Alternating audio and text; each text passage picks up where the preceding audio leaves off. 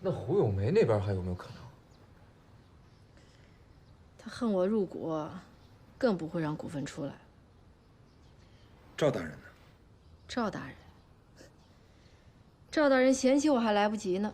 哎，周莹，要不你牺牲一下，跟着沈星移再套套近乎？江福奇，你这什么馊主意？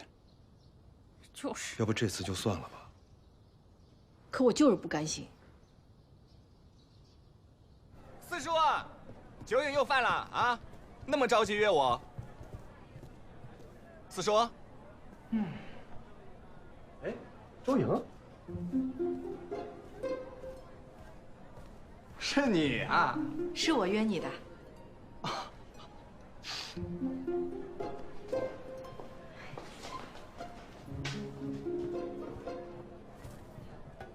怎么样？想我了？沈公子，你别忘了，我们只是朋友。我知道了，朋友之间也可以互相挂念的嘛。哎，你先坐，我有重要的事情跟你商量。坐。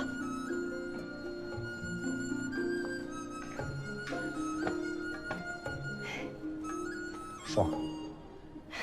是这样的，你们沈家的股份能让点给我吗？哎呀，我去找赵大人，结果我晚了一步，剩下的1000股让胡咏梅全给认完了。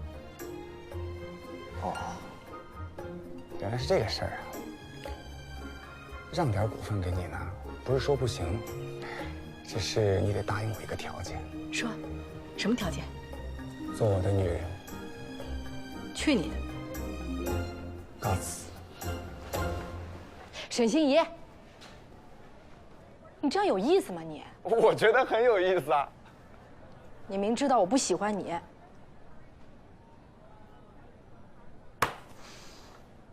可是我喜欢你。你滚吧！我真走了啊！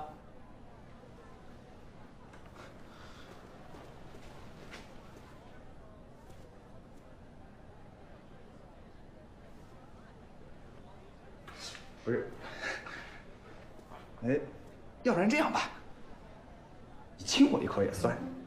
做梦去吧你！哼！哎，等等，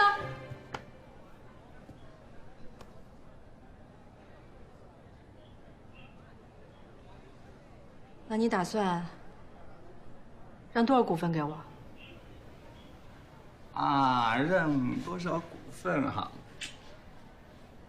亲一口，给100股。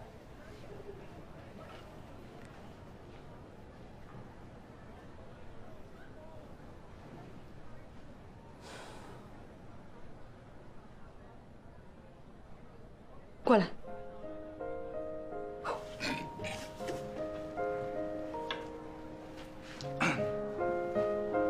坐下。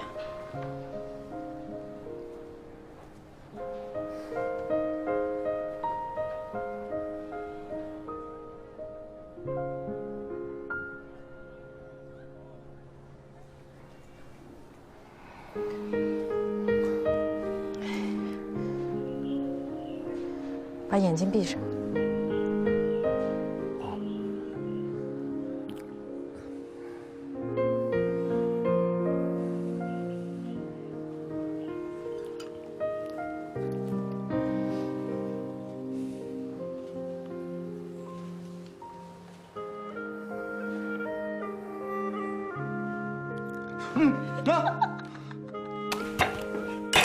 周莹，你一股都别指望我给你。不让算了，我自己想办法啊！沈公子，好好吃，自己结账啊！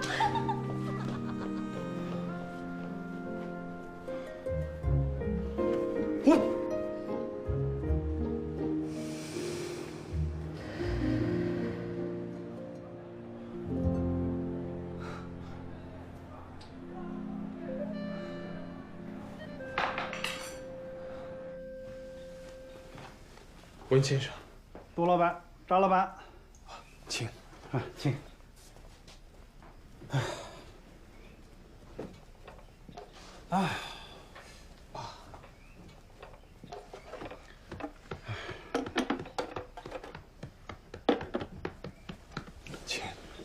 请。不知道什么重要的事儿，要劳请文先生亲自跑一趟。还不是为那机器织布局，那些洋务派，说是要与洋商争利，其实还是想独揽财源，壮大自己的势力而已。他们在上海搞搞也就罢了，现在竟然把手伸到了陕西，贝勒爷还坐得住吗？可这陕西机器织布局，难道是赵白石一人搞出来的？上海机器织布局出来之后，贝勒爷就有指令，让萧朝德严防死守。但谁料，赵白石竟然越过巡抚和总督，直接获得了朝廷的特许，要在陕西开建。萧朝德昏庸无能，就不说他了。现在，贝勒爷着你和扎坤，无论如何，都不能让那机器织布局在陕西建成。是。俗话说，得关中者得天下。贝勒爷将你放到了泾阳，可见对此地的看重。如果你不能遏制住赵白石，放任机器织布局在陕西建成，那就等同于贝勒爷的心腹之地被人插了一刀。后果如何，不用我多说吧。我明白。还有啊，那赵白石凭他一己之力，不费一兵一卒，竟然将我们控制多年的牛寿娃一举除掉，可见此人手腕呐！你千万不能掉以轻心。文先生，我一定谨记。那你们好自为之，我还得转回京城复命。告辞了。文先生辛苦。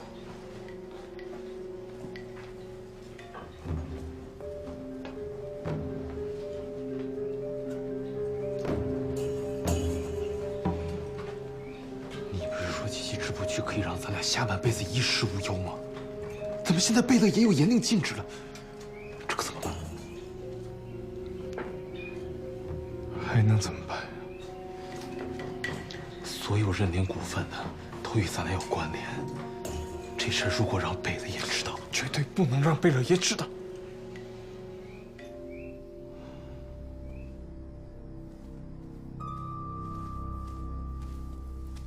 杜老板，这么晚找我有事吗？咏梅，你明天把机器织布局的股份退了。什么？我们好好做我们的洋布生意，别去淌那滩浑水。为什么？贝勒爷不会让机器织布局建成的。你如果去入股，那就是跟贝勒爷作对。我不入股，就是跟严子作对。咏梅，你听我说，贝勒爷这个人，你最好不要惹他。机器织布局，我是绝对不会退出的。咏梅，你听我说，现在我最缺的就是人手。如果机器织布局开工，我一个人根本就忙不过来，所以，我需要一个伙伴。而现在我唯一最相信的人，就是你。其实有一句话，我早就想跟你说了：离开龙生河，转投古月洋布庄，离开贝勒爷，过来帮我。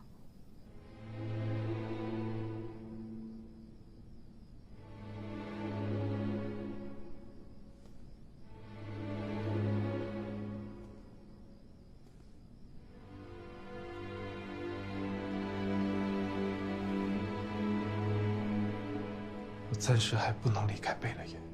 天下没有不散的宴席的。东家和掌柜分分合合，乃是人之常情。你在龙生河只是个掌柜，但是在古月洋布庄，你是半个老板呐。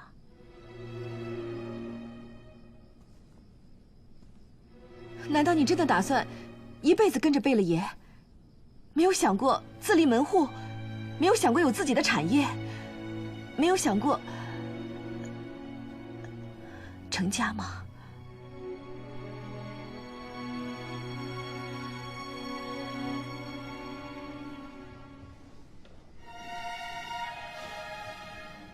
咏梅，你说的这些，我从来都没有想过。那你现在就可以开始想了。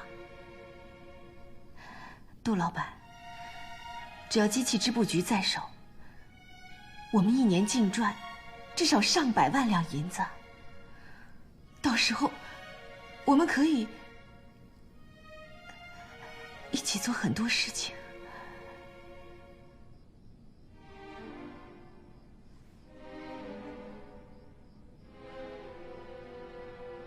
一起？对，一起。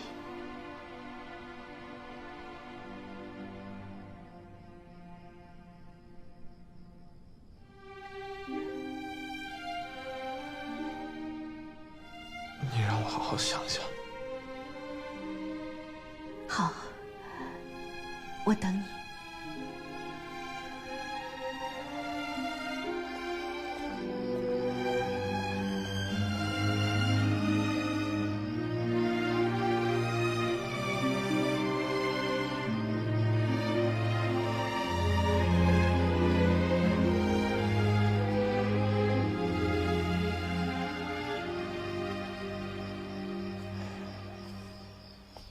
原来你在这儿啊？怎么了？跟胡咏梅聊得不顺啊？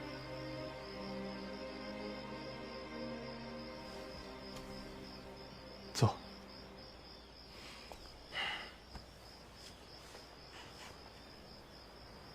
赵坤，你难道想一辈子都待在贝勒府？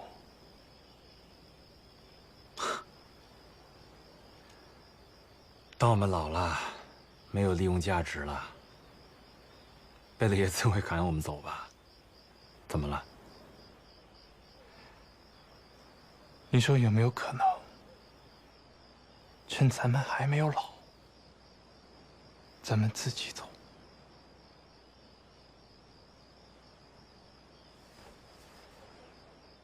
是不是胡咏梅跟你说什么了？他不愿意退股，还要我离开贝勒爷。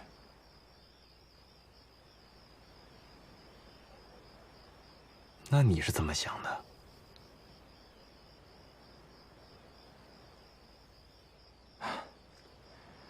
掌柜和东家分分合合乃常事。你醒醒吧！你忘了小桂子是怎么被活活打死的？还有梁公公，到现在都不知道尸首在哪儿。老板，咱们和贝勒爷那是掌柜和东家吗？那是主子和奴才。我不想当奴才，懂吗？可是由不得我们选呢。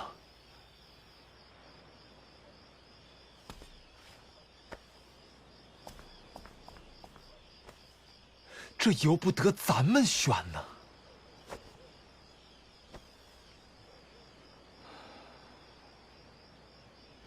教官，如果我帮贝勒爷完成这件大事，他能放我走吗？完成这件大事，首先你得说服胡咏梅退股吧。你有这个把握吗？就算你说服胡咏梅退股，就算机器织布局办不成，贝勒爷最后开恩把我们放了，你能去哪儿啊？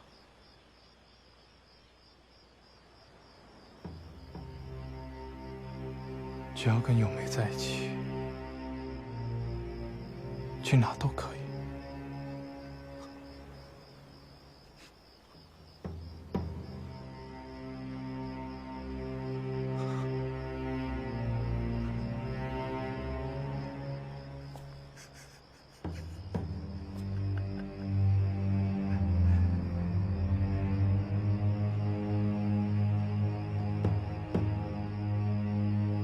那是因为他还不知道你的真实身份。他如果知道了真正的你，他还会跟你在一起吗？啊，杜公公。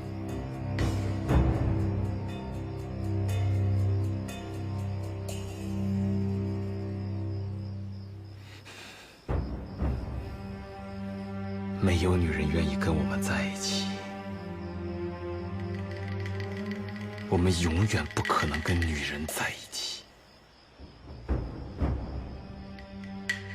别痴心妄想了，我们有我们的命。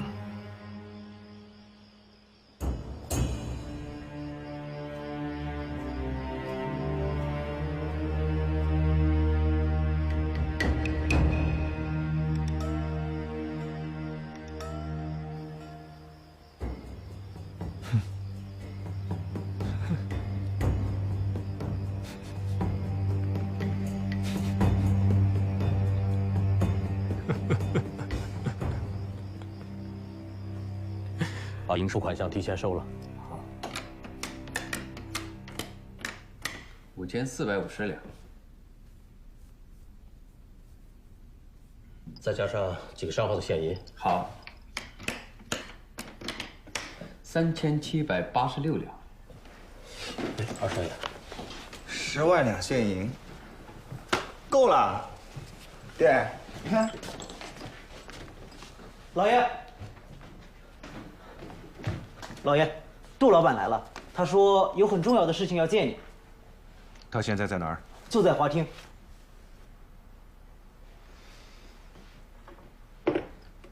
爹，我跟你解决。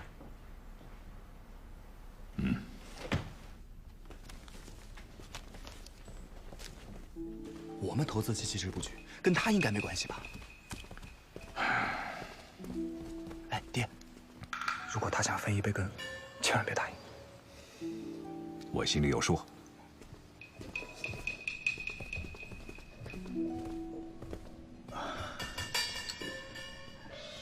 杜老板，大驾光临，不知有何见教？你们准备入股陕西机器织布局？啊，是有这个意思。不过我劝你们趁早把这念头打消了。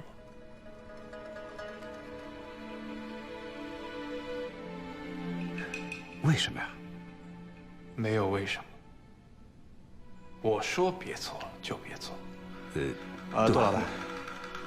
土布已经过时了，以后市面上可是洋布的天下。我们现在转投洋布业，正是时候。你说的这些我都知道，但是做生意啊，不能光盯着银子。那要盯什么？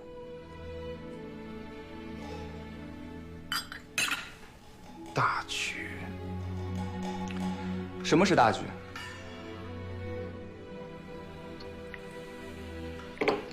新英雄，这里面的水很深，现在你先听我的。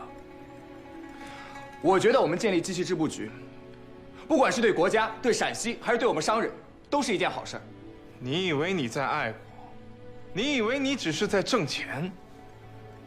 其实你已经被别人当枪使了。二少爷，你做你的生意，你说你去淌这滩浑水干什么？ 我觉得我现在做的就是我们的生意啊。星儿，先出去。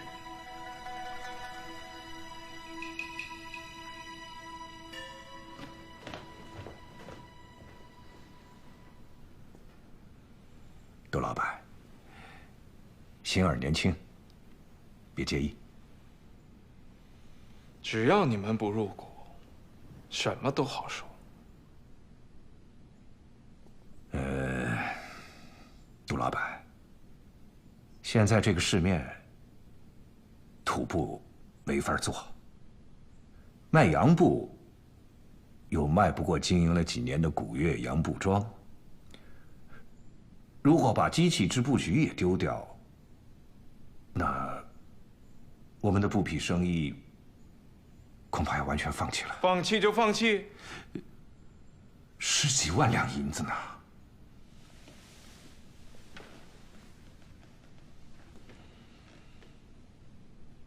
沈老板，是钱重要，还是命重要？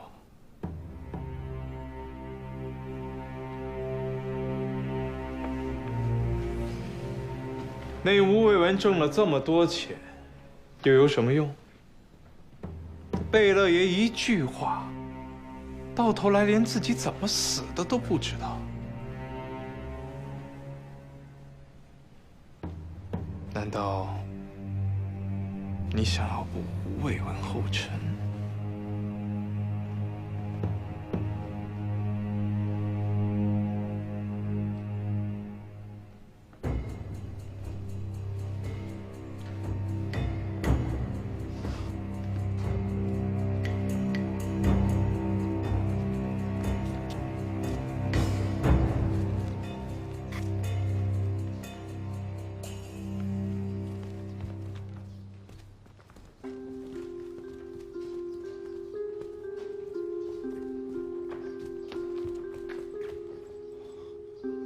怎么说啊，爹？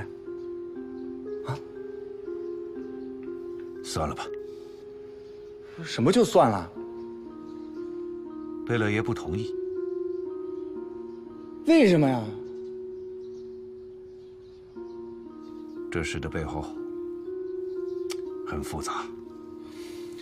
几十万两银子的生意啊，爹，你舍得放弃吗？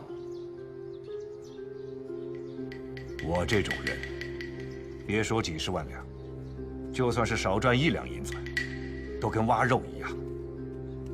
虽然机器织布局一本万利，但贝勒爷却是个财神爷，我们得罪不起。哎，爹，自从你把那个贝勒爷当财神爷供起来之后，是我们沈家的银子挣的是多了些，但你有想过我们付出的代价吗？军需订单，差一点就坏了我们沈家经营多年的好名声。那棉花生意，他们什么都没有付出，白白分我们的利润呢。这次土布卖不出去，弄得我们焦头烂额，他们却束手无策。现在有个千载难逢的机会摆在我们面前，他又要逼我们放弃。这个我都知道，但这现实本来就这样，有舍就有得。哎，爹，我觉得现在应该终止跟龙生河的一切合作，彻底断了跟那个贝勒爷的联系。以我们沈家的实力啊，不靠任何官府，我们照样可以做生意挣大钱，我们可以做成陕西首富。你要相信，你儿子我不怕吃苦，也不怕冒险，我一定会给我们沈家挣很多很多的银两回来。星儿，除非我们沈家彻底破产，否则永远摆脱不了龙生河。为什么呢？你最好不要知道。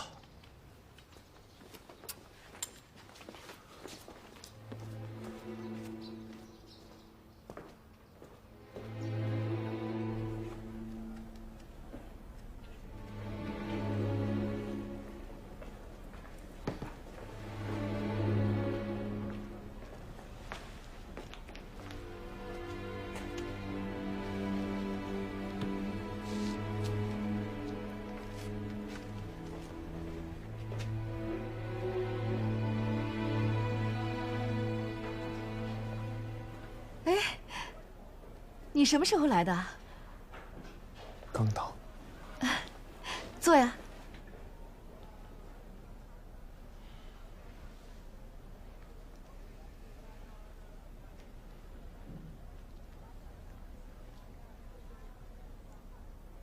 我昨天跟你说的事情，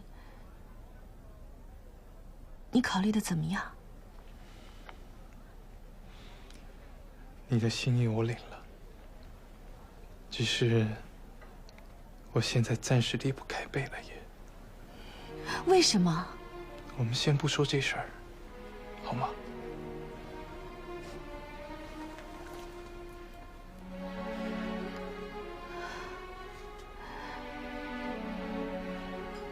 我明白了。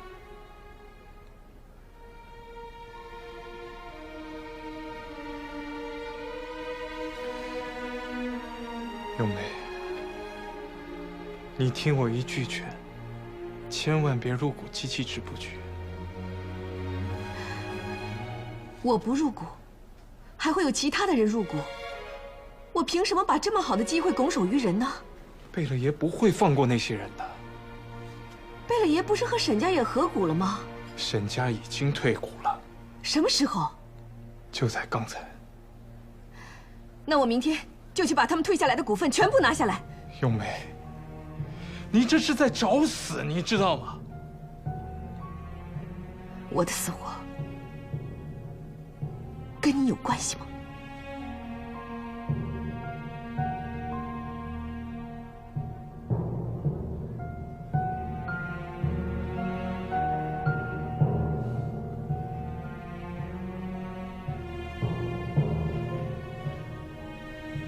咏梅，我是真心为你好。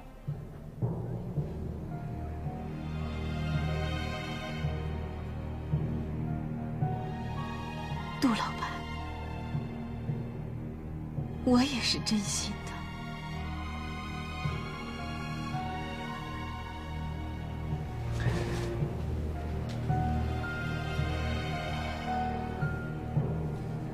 咏梅，自从咱们俩认识以来，无论什么事情，只要你一开口，我一定竭尽全力帮你。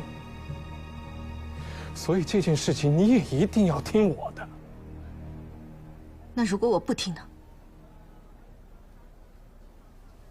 如果你非要入股机器织布局，到时候出了事儿，我救不了你。胡管家，在，来了。送客。杜老板，请。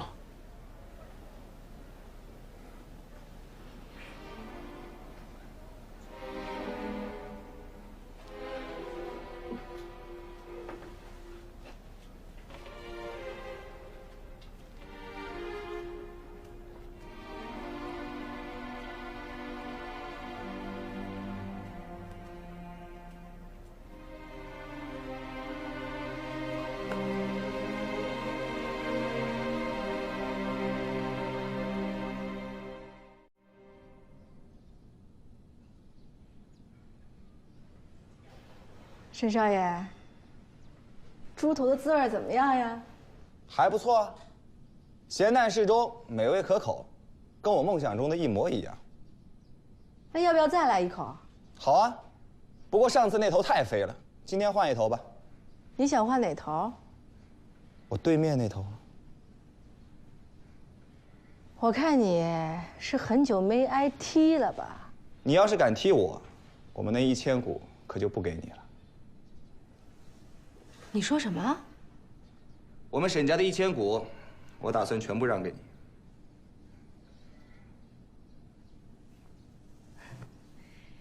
沈少爷，你又在玩什么花招？哎，我们沈家决定退股了。为什么？我爹那个人一世精明，可就是看不穿杜明礼。杜明礼让他退股，他就言听计从了。哟，那真是有点可惜了。不过这1000股能让给你，我心里还稍稍觉得有些安慰。1000股，那就是10万200银。哎，这事儿得要吴家的2位叔叔同意才行啊。哎，你都是吴家大当家了，你自己还不能做主啊？1000两银子以上的事儿，都得我们3位商量着定。那你还在这跟我磨叽什么？赶紧去商量啊，别到最后又让人家给抢了。告辞。等等。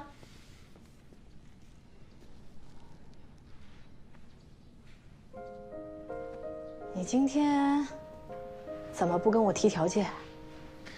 反正我提的条件你又不答应我，还不如我不提，让你欠我一个人情。行，算我欠你一次。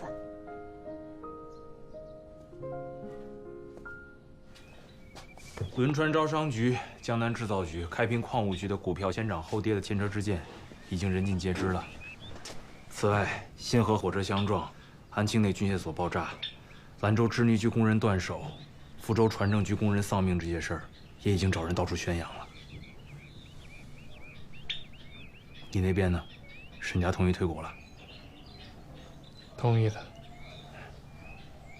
胡咏梅呢？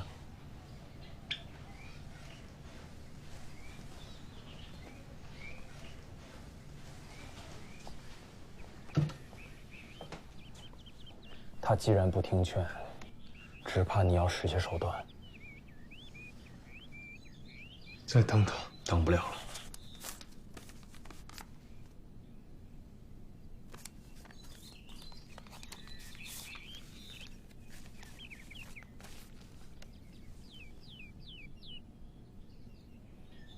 萧朝德被革职永不续用，就是因为没拦住赵白石，贝勒爷找了个阴头就把他给查办了。萧朝德还是二品大员，他贝勒爷说办就办了。像你我这等贱民，如果惹恼了贝勒爷，只怕连命都保不住。不能再让胡咏梅一意孤行，坏了贝勒爷经营了这么多年的局面。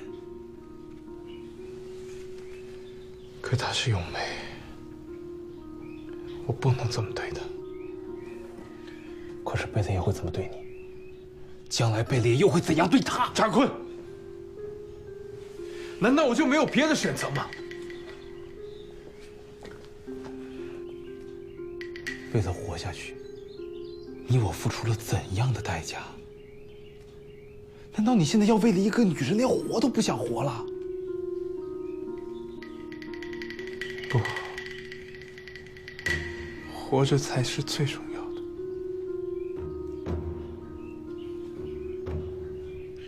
那我们就别无选择。可是跟他在一起，我活得更有滋味。那是因为他还不知道你的真实身份。如果他知道了，那种滋味一定是你不愿意承受的。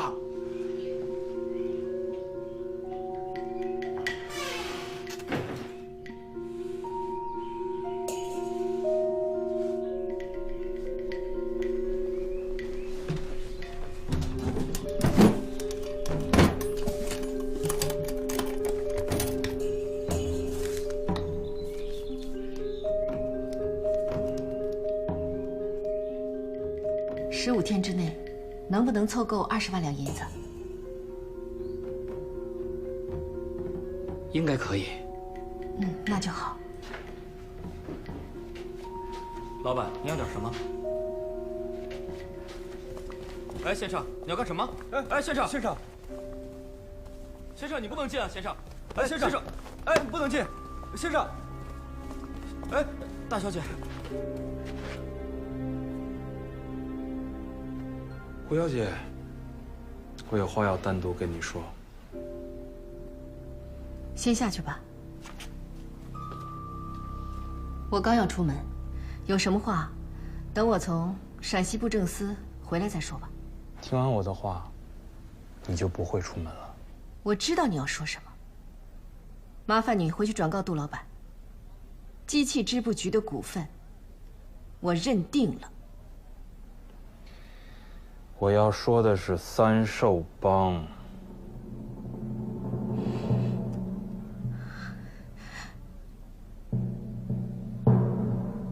胡管家，你先出去。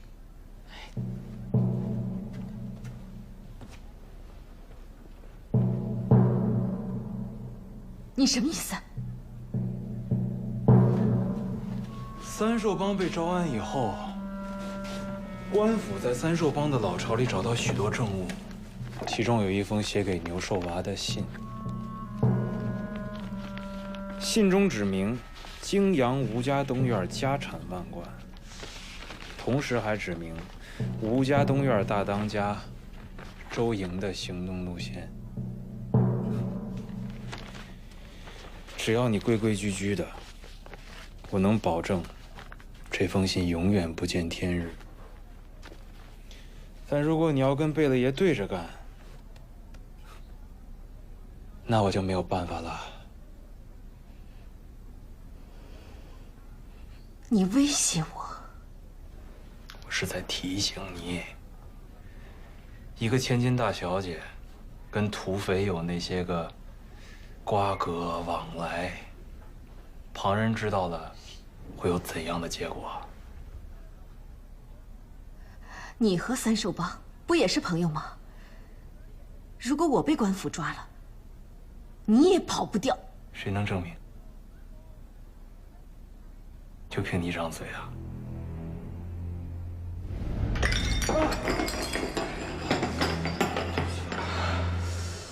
啊，没事没事，涂点药就好了。扎坤，你怎么搞的？对不起，老板。哎呀，真不巧，一个字儿都还没写，手就烫伤了。那扎坤也是个不识字的。没事，我来写。你？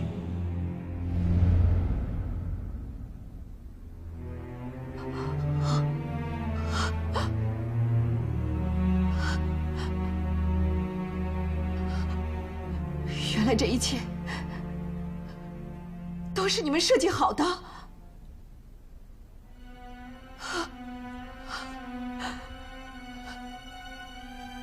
我真傻，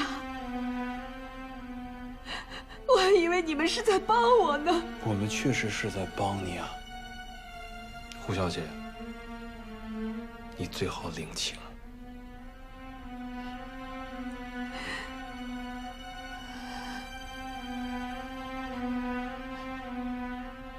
这一切，他知道吗？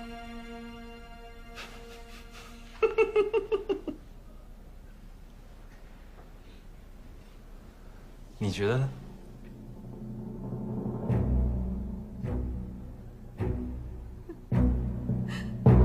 滚！你给我滚！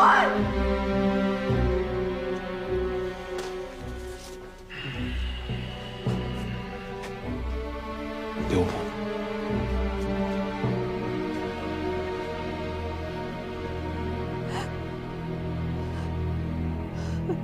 小姐，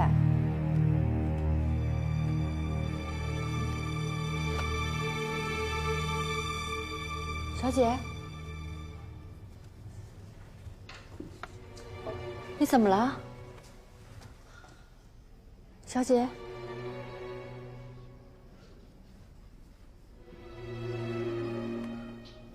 手怎么这么凉啊？是不是病了？小姐，我先给你倒杯热茶去啊。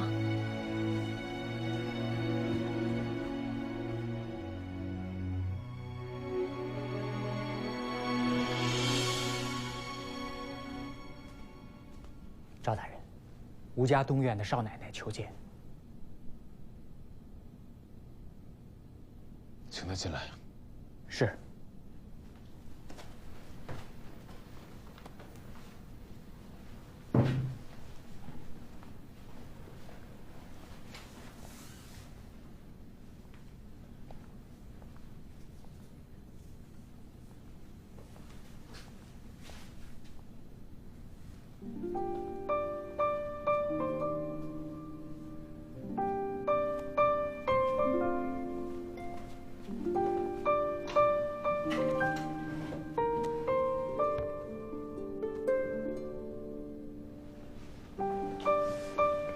赵大人，夫人，如果我没猜错的话，赵大人正在为沈家退股的事情烦恼吧？你怎么知道？我会看相啊。既然沈家退出了，那我就有机会了。虽然你这人吧特没劲，但是机器织布这件事情，我还是很看好的。我们吴家认100股，银票我都带来了。那。货真价实的1万两白银。夫人，这银票我不能收。为什么？难道我又来晚了？沈家让出的1000股，又让全部给认完了？哎，你是看不起我们吴家，还是看不惯我呀？你怎么老跟我对着干呀？夫人，你误会了，我对你。对吴家没有任何的成见，只是陕西机器织布局停止筹建。啊？陕西机器织布局停止筹建。啊？不仅是沈家，包括胡家也退股了。直到今天，没有任何一个商户愿意入股，所以筹建宣告失败。哎，这必须得有20万两白银，才能建机器织布局吗？织机，再加上纺纱、染纱、压花、提花，包括锅炉、气炉等等，都要从英吉利订购。总共换成英金需要42416镑，再加上运缴、保险，核算起来正好20万两白银。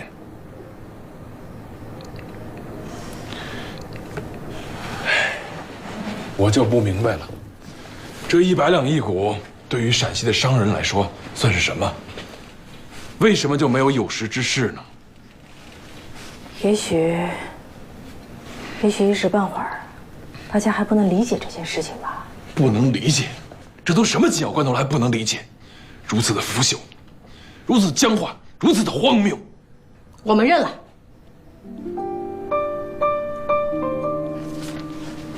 赵大人，机器织布局的20万两白银，我们吴家全认了。你再说一次。机器织布局不能停。这可是20万两白银啊！我相信，只要机器织布局开起来，这20万两白银一定会10倍、100倍的赚回来。到那时，今天这些犹豫的人全部都会后悔。这一点我可以向你保证。上海机器织布局开工了才几个月，已经开始盈利，而且这对国家来讲也是大好事一件呀。这名利双收的事情，我为什么不干？可你就不怕那些谣言成真？赵大人，我爹是个赌徒，我呢，多少也有几分赌性。这件事情，我赌定了。好，我和你一起赌，继续筹建。那我赶紧回去筹款。吴家还有2位叔叔呢，要说服他们，说不定还费一番口舌呢。先告辞啦。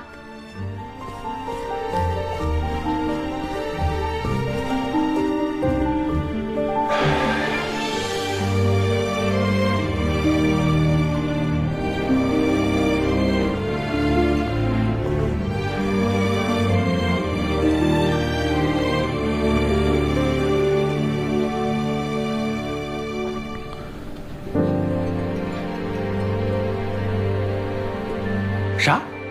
哎，周英，你刚才说啥？周英，你怎么能这么做呢？哎呀，二叔四叔，这事儿吧，我的确是有些冲动，没跟你们商量就一口答应下来了。但我们吴家一定是捡了个大便宜。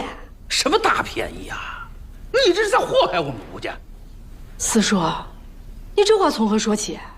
你效仿洋人，就是为我们吴家丢脸。我以前走江湖的时候，谁要是功夫比我好，我就向谁拜师学艺，这可一点都不丢人。周英啊，你得清楚，2000股就是20万两，我们吴家哪来这么多银子？公账上不是还有10多万两银子吗？这大半年代里，图尔丹的生意也有几万两银子的进账，此外，账上还有一些周转的银子。我再把今年的棉花订单转出去，另外，西院还有一些空置的商铺，中院还有一些地，加起来正好够20万。哎呀，疯了！我看他是疯了。二哥，他把我们老吴家全部家当他都搭进去了。20万两投进去，2年那就是40万两，3年就是80万两。哎呦，周莹啊，只怕你今天投进去的是20万两。到了年终就成了2000两，到了年底就变成2万两了。相信我，这机器织布局一定是吴家未来30年里最赚钱的产业。什么呀？什么生意啊？你这是赌！对了，这就是赌。但我这次赌的不是运气，而是天时。连朝廷都在学洋人造洋枪洋炮，我相信这机器织布局一定不会输。周莹哎，十赌九输。哎呀，二叔，你说句话嘛！二哥，你说，你说。周英，要不这样，我们先认200股。哎呀，二叔，趁着现在朝廷给了这么多离税的优惠，趁着市面上只有一家上海机器织布局能跟我们争利，趁着大家还没有醒悟过来，要认咱就全认。周英，你得清楚，20万两可是我们吴家所有的家底呀。是啊，这可是千载难逢的机会啊！那我要是不同意呢？我也不同意。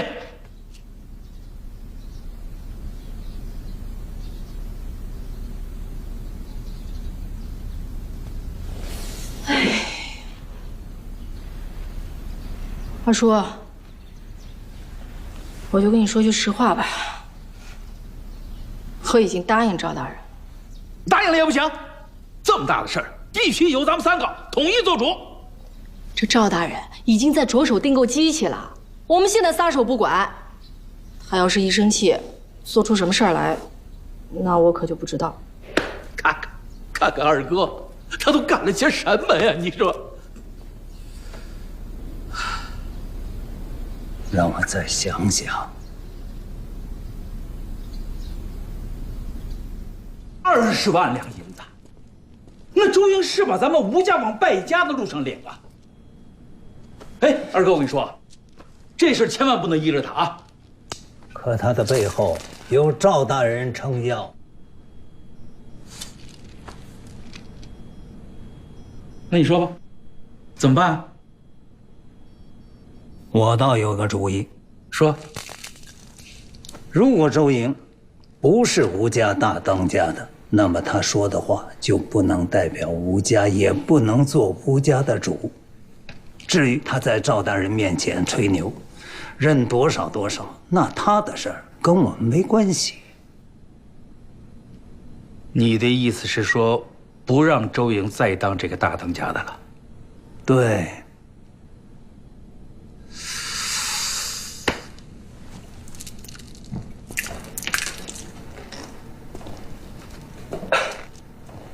二哥，这个有点不大妥当吧？为什么？你听我说，虽然周莹在入股这件事情上办得有些鲁莽，可周莹自从当了我们这个家，咱们吴家的生意是翻了1番多呀。再说现在又招来托尔丹这么一个大客商，你说的没错，周莹的脑子灵。 胆子大，开拓家业的确是一把好手。是，但问题就在这儿啊，脑子太灵，胆子太大，赌性又强，轻率冲动。我们吴家发展到今天，已经上了轨道，他这个性子不适合当家了。那你说他不当这个家，谁来当呢？要我说呀，谁当都行。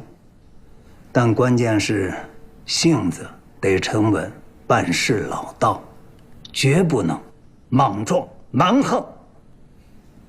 老四，你说呢？我明白，我明白了。是这样，二哥，再找周莹商量商量啊，劝劝他。如果他退了这个股，这个家他继续当，啊，如果他硬顶着跟咱们干。 再说，咱们再说。行吧。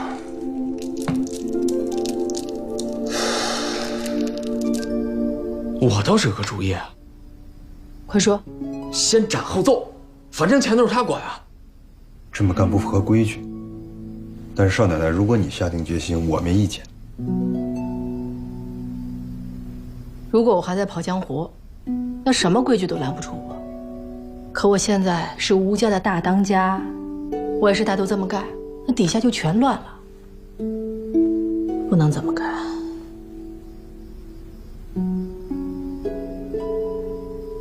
哎，你们说，我要是请个人来给二叔四叔讲讲这机器织布局到底是怎么回事儿，他们会回心转意吧？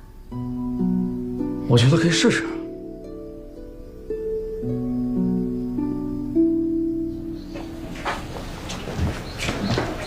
二叔四叔，里面请。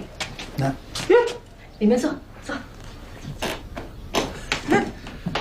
周阳，你这是叫我们来干什么呀？我今天啊，专门请了一位先生，来给2位叔叔讲讲机器织布是怎么回事。我保证你们听了之后，对机器织布不会再有疑虑了。哦，什么先生？你们见了就知道了。有请约瑟夫先生。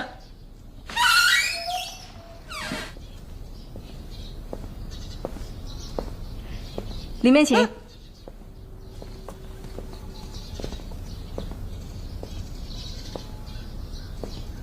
我很高兴见到你们。周阳啊，洋人，你请的是一位杨老师。约瑟夫先生是唯一一个见过机器织布的人，我请他来教教我们。他读过圣贤书吗？他知道礼义廉耻吗？我们凭什么听他说教啊？孔圣人不是说了吗？3个人里面肯定有一个是老师，人家知道我们不知道的事儿，为什么不能向人请教？你让我低三下四的听一个洋人说教，我吴卫全这一辈子都不会低这个头。老四，先别激动。什么别激动啊？二哥，这把洋人都请到家里来了，成何体统，大胆妄为到这种程度，你说句话呀！这洋人又不是洪水猛兽。周莹，太莽撞了。我也是为我们吴家好。行了行了，谢谢你，别为我们吴家好了，行吗？你再这样，真不知道把我们吴家折腾成什么样了。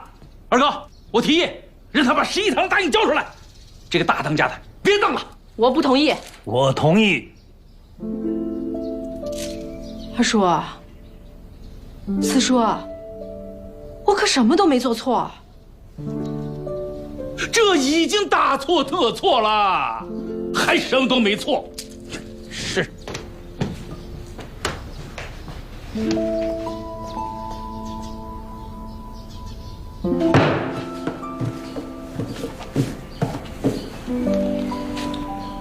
从今天起，我是吴家大当家的，我宣布。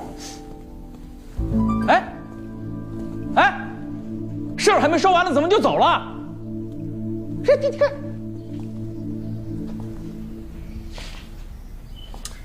我跟你说什么来着？这女人进六传厅就不是好兆的。算了，这个六传厅啊，以后别让她再进来。行啊，既然他不愿意参加六传厅的盛会，那么以后所有的会，他都不用参加了。赵大人，刚才吴家送信来，说现银紧张，之前答应的2000股，他们想要反悔，请赵大人海涵。是周莹的意思吗？周莹现在已经不是吴家的大当家了，大当家是吴卫武。看来是我连累了他。赵大人，我们下一步怎么做？我不知道。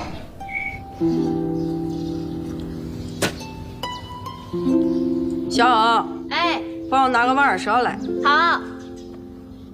我就不明白了，当初你为了拿到市一堂的大印，差点连命都搭进去了，怎么他们让你交，你就交出去了？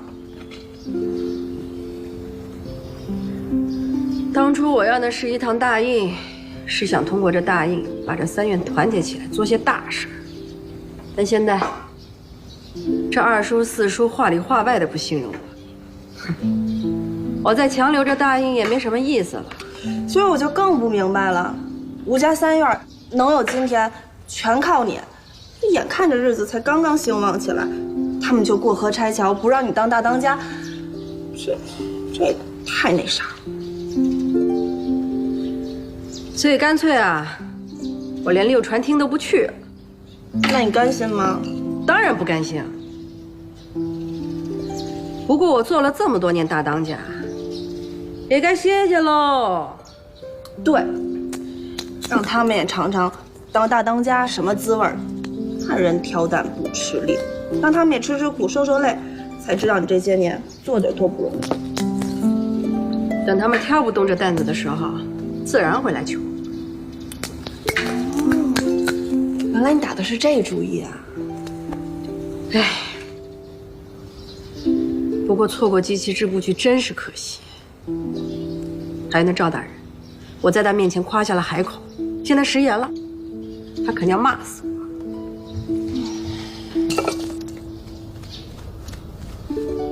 少奶奶，夫人，请你过去一趟。什么事儿啊？夫人说这事只有你能解决。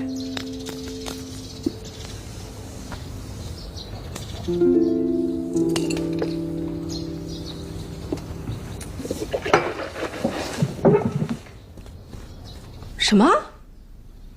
把韩三春和千红撵出去？这韩三春干得挺好的。张妈，你说，少奶奶，前2天我清理家里，发现短了好多东西，都是些小玩意儿，有值钱的，也有不值钱的。这家里的丫鬟小厮都是老人儿，只有二虎韩三春是新来的。二虎这孩子，我看着倒是老老实实的，就是那个韩三春，这里里外外都让人不放心。你们别疑神疑鬼的啦，这事儿肯定不是韩三春干的。那是谁？我心里有数。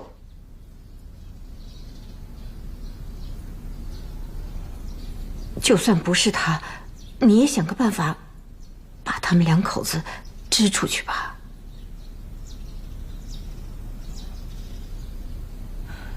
娘，这东院的生意，现在一天比一天好，每天银两进出这么多，这韩三春能打架，让他看家护院，那是再合适不过的了。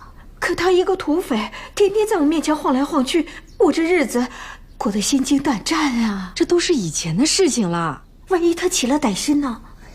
不会的，江山易改，本性难移。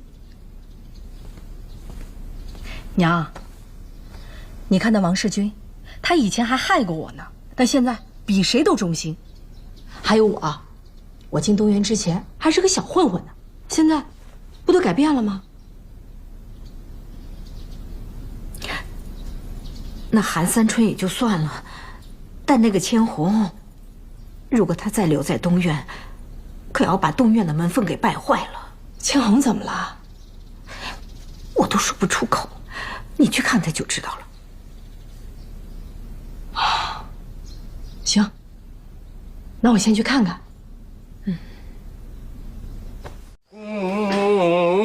望酒醉在桃花。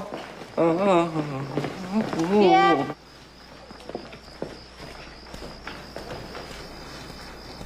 什么事儿？安抚眉身。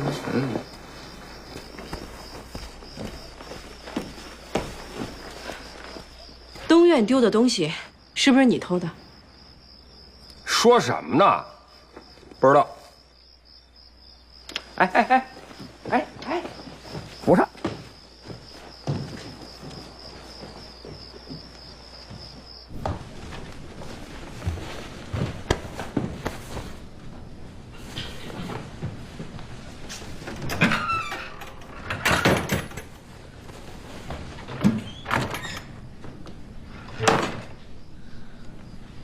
你偷的东西都藏哪儿了？不告诉你。果然是你偷的。嘘，爹，这自己家里的东西你还偷偷摸摸干什么呀你？什么自己家呀？这是吴家东院。你都待了这么久，经历这么多事情，还是不愿把这当自己的家？凡是有围墙的地方，都不是自己的家。要是没有围墙，那还是家吗？你呀，还是放不下吴聘，所以不愿意离开这儿。可是迟早有一天，你会自由的，你会想起跟我一起走的。所以呀，我得储备点东西，以备不时之需。也许吧，但在那天到来之前，你不许再偷吴家任何东西。哼，爹，好，不拿就不拿。你发誓。我发誓。反正我也攒够了。哎，少奶奶在吗？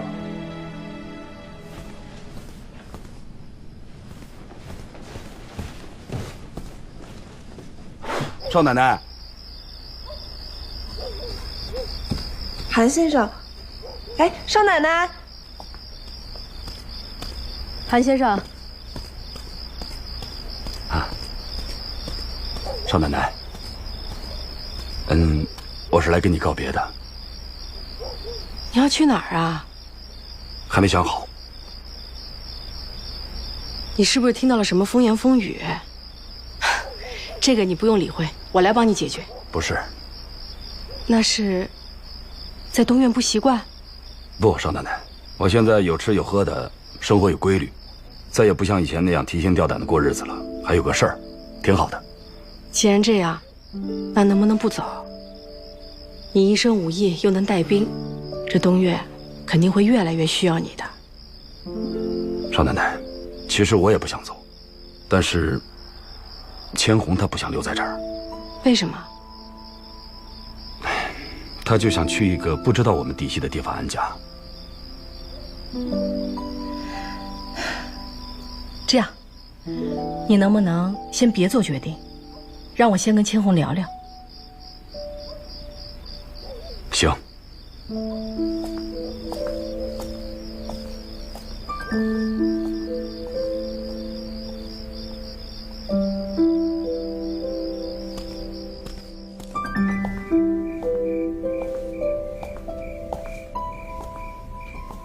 赵白石上奏，陕西机器支部局遇到麻烦，暂缓筹建。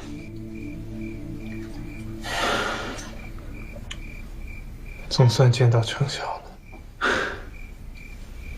贝勒爷十分高兴，不过还是让我们不要掉以轻心。赵白石这个人花招很多，千万不要让他抓住机会，重新起事。你还记得沈氏土布庄的那个陶掌柜吗？曾经扬言要砸了古岳杨木庄那个。你与死人多结交一下，以后说不定能用得着。是。我们把贝勒爷倒是敷衍好了，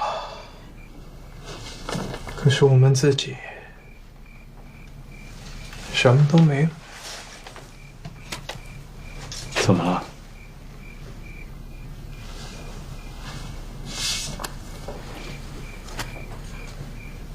你知道这个是什么吗？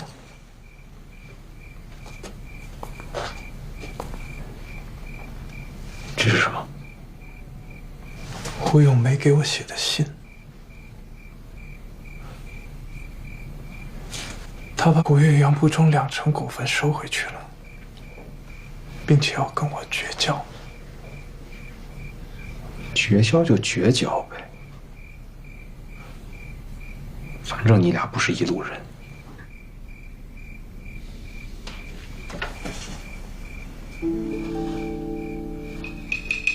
赵坤，我挨了这么多年打，我以为自己不知道什么叫痛。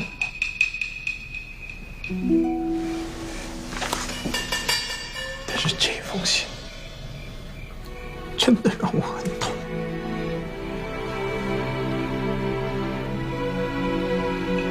你还是舍不得他？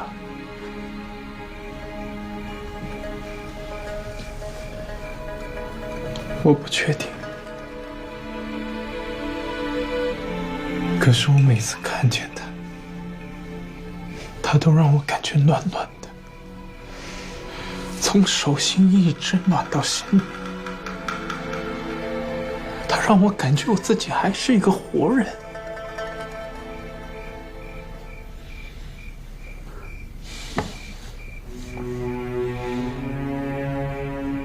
我也许不是舍不得他，可能只是舍不得那种感觉。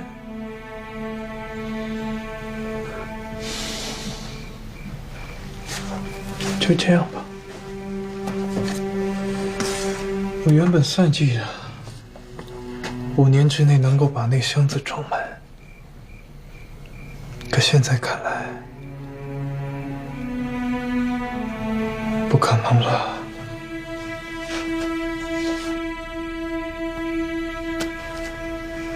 谁说不可能的？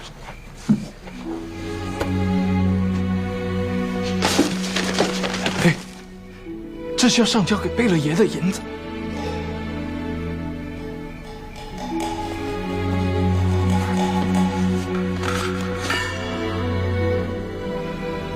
改一下，就不用上交了。我将来不想被埋在中关坟。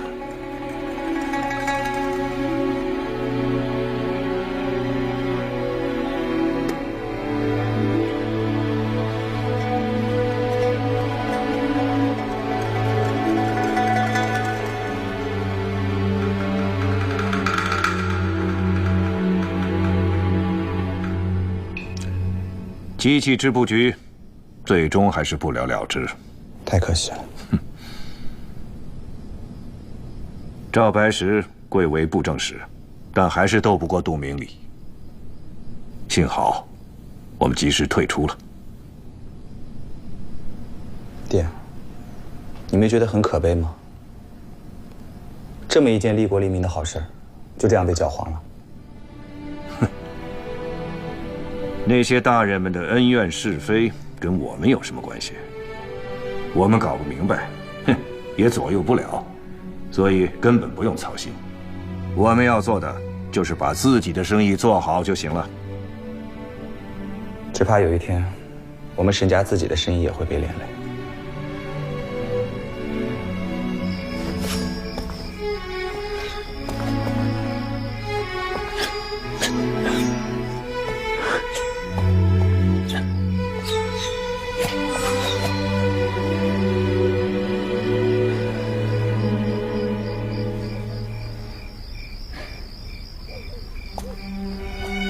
来人啊！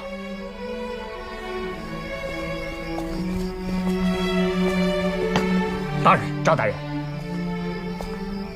吴先生，你陪我走一趟汉中、安康，看看那边有没有客商愿意入股。是。郭先生，你帮我起草一封信，问问张先生，那洋机器可否分期付款？是。赵大人，您还是不愿意放弃。处世未捷，壮志未酬，锲而舍之，朽木不折。锲而不舍，金石可镂。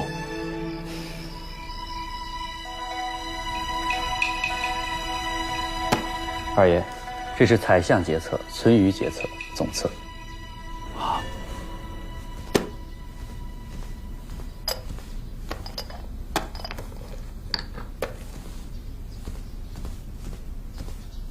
这是交关总、霍总、杂项总部总部。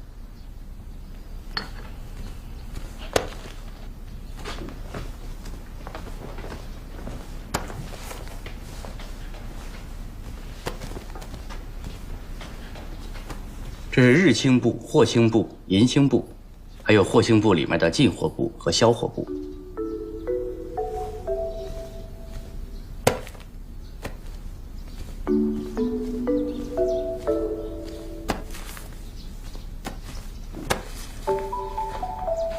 这是草流、细流。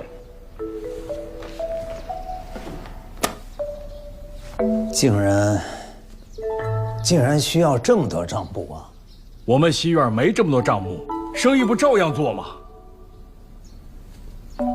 土尔丹有13种货品，共24个类，交由我们转发给东南、西南、江浙的37个客商，同时又有36家客商的45种货品交由我们转发给土尔丹。这其中又牵扯了若干的镖局与马队，各家的账期不尽相同，各家的扣点也不尽相同，哪怕是同一家发往各地的价格，也许都会不同。张管家，您说需不需要这么多的账簿啊？好了，以后就有劳舒先生了。我倒是料得轻松了。二爷，我这儿有一些事情要跟张管家交接一下。啊，说吧。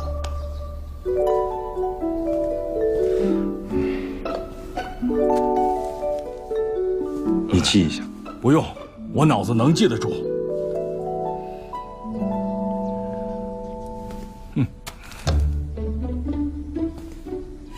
那你听好了，好，江苏皇家要的昆仑玉马上就要到泾阳了，但是通威镖局的老爷子没了，3个月之内他们不走镖，我们必须马上另换一家镖局，才不耽误送货。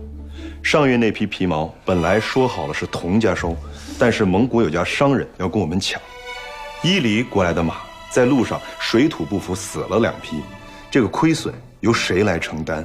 必须马上定夺。湖南马家送来的砖茶有100箱质量欠佳，马家不同意退货，这事儿也得立刻交涉。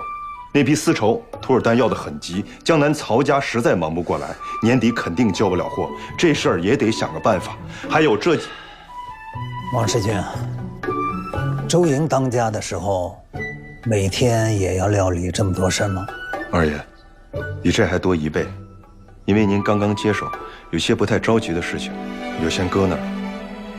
你等等，我还是记一下吧。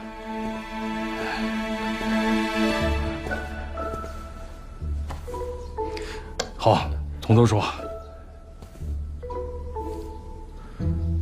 江苏皇家要的昆仑玉马上就要到泾阳了。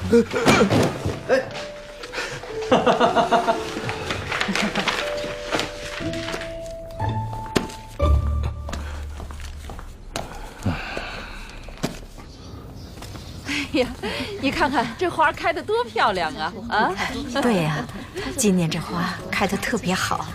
大嫂，老话不是说了吗？这花开呀，喜事来。嫂子啊，你最近是不是特别累啊？哎呀，不好意思，不好意思，我最近都没管事儿，不好意思啊，脸色不好，我来晚了，可能心情不好吧。不好意思啊。今天天气特别好啊。所以啊，我特意把大家约出来看看花。对，看花。那我们到前面凉亭里坐坐。来，挺好，走。哎，对，咱们去歇一会儿啊！走，快。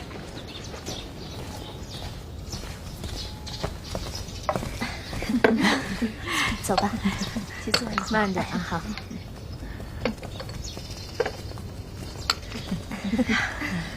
哎呀，你看，今年花开的真美啊！你看看那边的，才好看呢。那个多好看呀，真是挺好看的。你看，真香啊！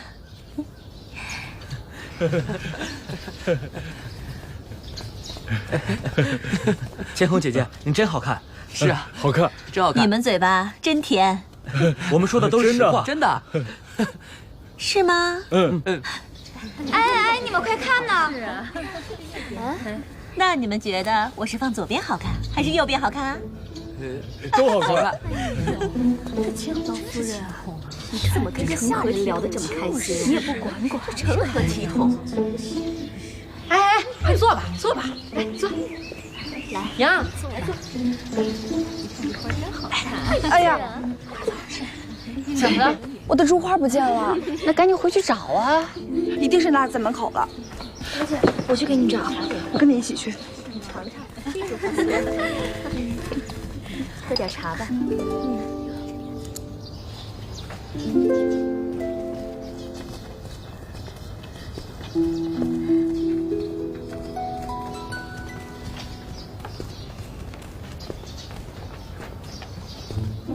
这是新茶呀？对，尝尝。真香。好喝不？好喝。一会儿我让春英给你带些回去。真的？春英啊！哎呦，太好了，谢谢你啊，周莹。好喝，坐好。千红，来，过来坐。来，尝尝今年的新茶。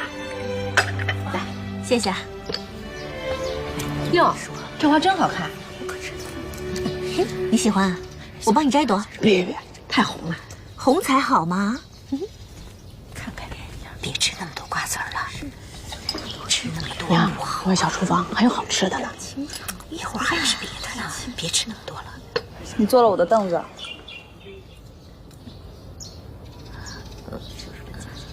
哦。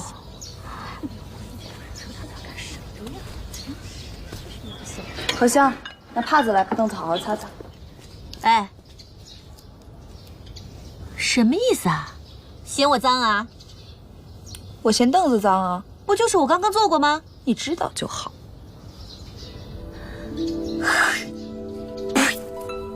哼，一小姐，坐吧，坐了之后一辈子都洗不干净啊！你干嘛？哎呀，完蛋了你！你吸了我的气啊！你不再是冰清玉洁了。娘，你怎么这样对我的孩子啊？你是个什么东西？敢到我们家来撒野？你太欺负人了！你明明是他欺负我的，你是出人大潮了！不就一张凳子吗？来，姨妹妹过来，来坐我的，过来。来，姨妹妹来，坐我的，坐着啊！哎呀，这么好的天气，还顾得上生气？快吃个枣，不生气了啊？你看，生气小脸都不漂亮了啊！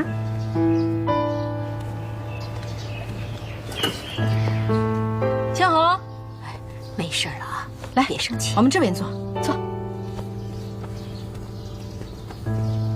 你也真是，跟小孩生什么气？江红，你今年多大了呀？我还没记事的时候就被卖到院子里了。我也不知道我多大，巧了，我也是没记事儿就被家里人扔了，我也不知道自己多大。我们都是苦命的人。哎，既然同病相怜，那我们就认个姐妹吧。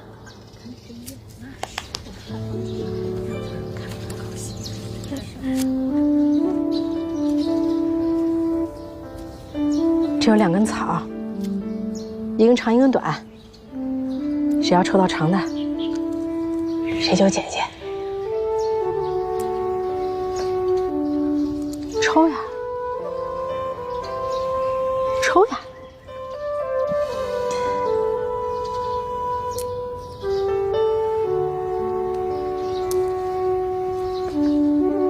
你的长，你是姐姐，从今往后，我就是你妹妹了。一妹妹。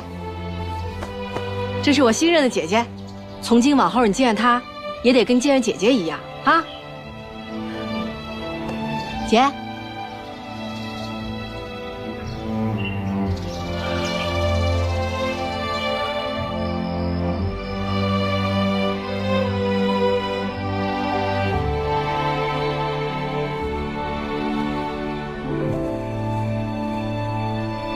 你怎么了？你说这二叔四叔当家也快1个月了，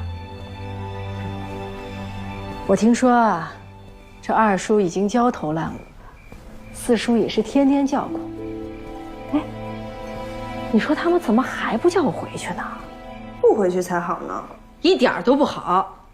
怎么不好了？咱们每天什么心也不用操，就吃吃喝喝，说说笑笑，该分的银子一文也不少，多好。我这1个来月。什么事儿都不干，光是吃喝说笑睡大觉。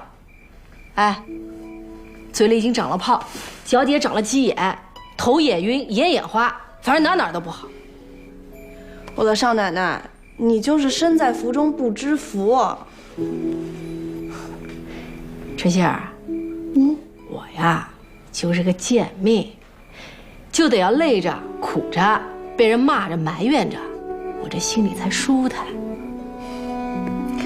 那你也别着急了，说不定过几天，二爷四爷熬不住了，就会回来求你了。